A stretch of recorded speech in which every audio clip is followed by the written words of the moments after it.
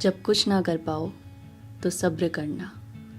अपने मन का सारा बोझा कायनात के कंधों पे रख देना। जो तुमसे नहीं संभल रहा उसे वक्त संभाल लेगा। तुम अपना ध्यान रखना, तुम्हारे जख्मों का ध्यान वक्त रख लेगा। जब कुछ ना कर पाओ तो इंतज़ार करना। जो तुम्हारा है वो तुम तक पहुंचने का रास्ता ढूंढ रहा होगा। जो तुमसे खो गया तुम उसका केवल रास्ता होगे।